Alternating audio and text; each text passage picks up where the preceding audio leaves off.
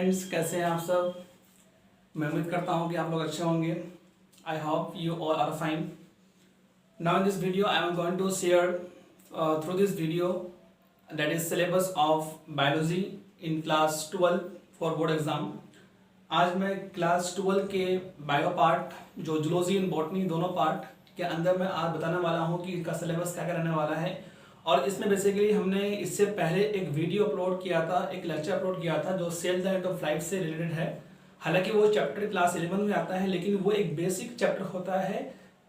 जब भी हम अपने बायोलॉजी पार्ट को क्लास 12 के स्टार्ट करते हैं तो हमें बेसिक चीज़ आनी चाहिए, इसलिए मैंने cell the rate of life को पढ़ाना स्टार्ट किया था। और उन सारे लेक्चर जो मेरा बचा हुआ है वो सारे लेक्चर हम लोग अपलोड करेंगे, वो सारा लेक्चर हम लोग पढ़ेंगे आहिस्ते आहिस्ते।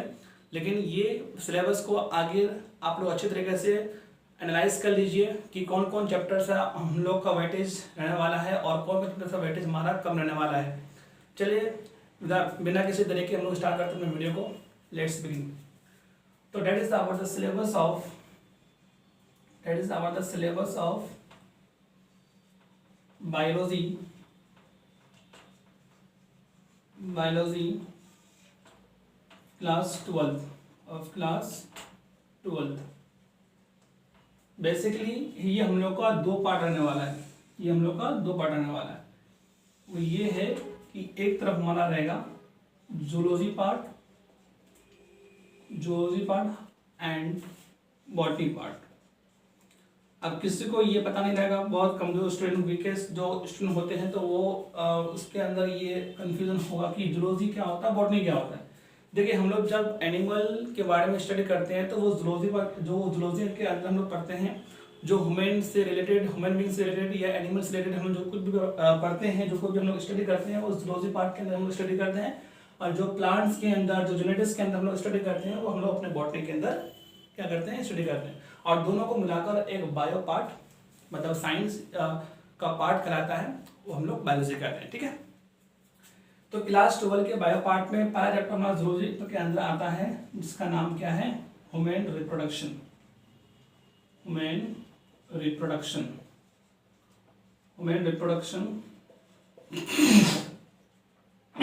दूसरा हमारा आता है reproductive health chapter. And third हमारा आता है human health and disease chapter. एक मिनट दोस्तों, एक मिनट, ये शायद लेंस पे कुछ गिर गया है जी। तो थर्ड हो गया हमारा ये। और फोर्थ हमारा रहता है कौन चैप्टर, जिसका नाम क्या है, जिसका नाम है बायोटेक्नोलॉजी।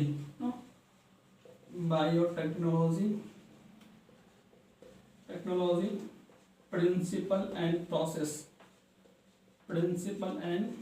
प्रोसेस। फिफ्थ हमारा रहने वाला है कौन सा, का नाम है biotechnology and its application. Okay, sixth हमारा कौन चैप्टर आने वाला है, that is about evolution. Evolution, जो पास्ट हिस्ट्री, जो एंशिएंट के बारे में हम इसको स्टडी करते हैं, जो कुछ हमारा चीज गुजर गया है, कैसे एक मानव, कैसे ह्यूमन बींग्स का इवॉल्व हुआ, कैसे ह्यूमन बींग्स एक फ्रॉम अ मंकी और जो गोरिल्ला टाइप से हम लोग उससे ही रिलेवेंट, हम लोग अपने मॉर्फोलॉजिकली हम लोग उससे से रिलेवेंट थे, तो उससे हम लोग कैसे डेवलप हुए, उससे हम लोग कैसे इवॉल्व हुए, उन सब चीज़ के बारे में हम लोग पढ़ते हैं in the chapter of evolution. Okay, अभी हम लोग बारे इसमें डिस्कशन करेंगे। ठीक है, एंड फर्स्ट चैप्टर हमारा आता है बॉटनी के अंदर, जिसका नाम है sexual reproduction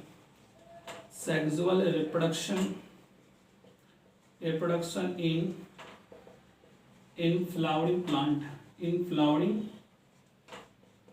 plant. Okay, and second chapter हमारा कौन सा रहता है, जिसका नाम क्या है, जिसका नाम हमारा जो जेनेटिक्स पार्ट के अंदर आता है, जिसका नाम है principle of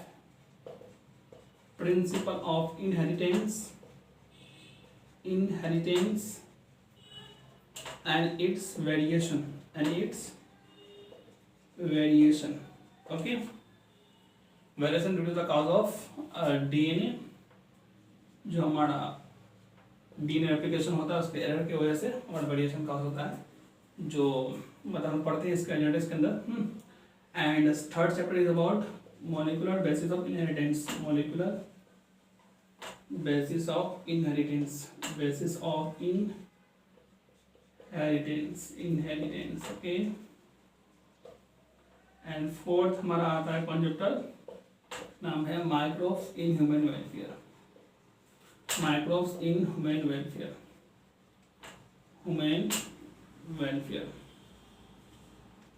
and fifth chapter हमारा रहता है कौन सा, जिसका नाम क्या है, जो इकोलॉजी पार्ट के अंदर आता है, इसका नाम है organism and its population. Sixth हमारा रहता है कौन सा, इकोसिस्टम। सेवन हमारा कौन सा रहता है, जिसका नाम है बायोडाइवर्सिटी एंड इट्स कंजर्वेशन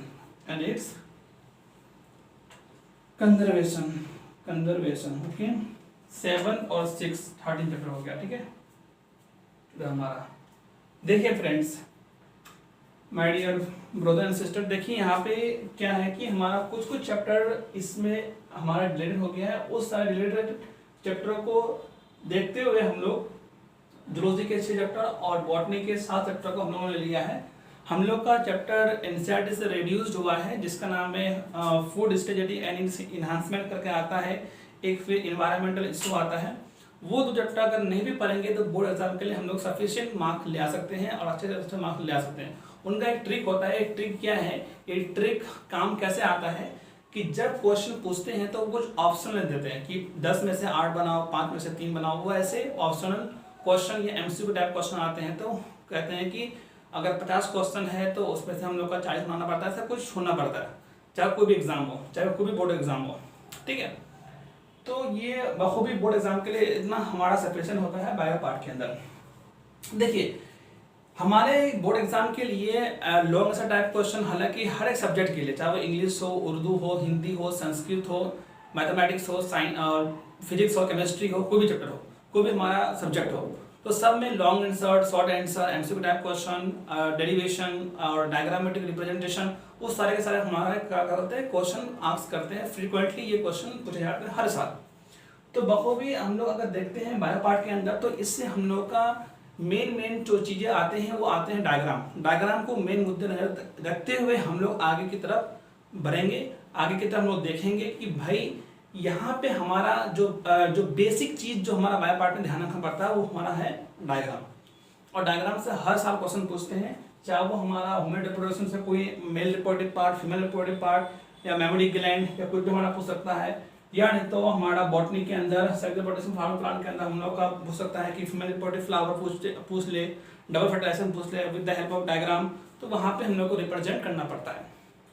तो हर चैप्टर के अंदर हम लोग का एनसीईआरटी बेस होना पड़ता है, और एनसीईआरटी बेस ही हम लोग पढ़े ताकि हम अच्छे से अच्छे मार्क्स ले आ पाए।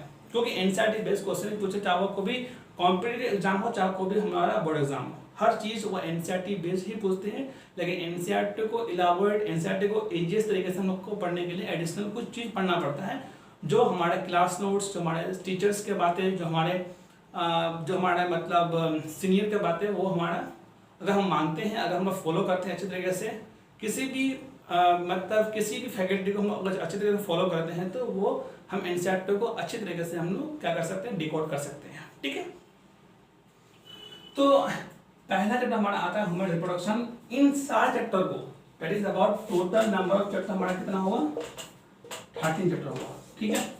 इन 13 चैप्टर को हम लोग बारी से हम लोग क्या करेंगे, बारी से हम लोग एक चैप्टर को लेकर के हम लोग उनके अंदर लेक्चर वाइज लेकर के हम लोग क्या करेंगे, डिस्कशन करेंगे आहिस्ते, और देखेंगे कि हर चैप्टर के अंदर कौन कौन से टॉपिक हमारा मतलब मोर रिलेवेंट है और मोर फोकसिंग और टॉपिक है, उसके अंदर हम लोग क्या करेंगे, उसके अंदर हाईली हम लोग कंसंट्रेट करेंगे, ठीक है।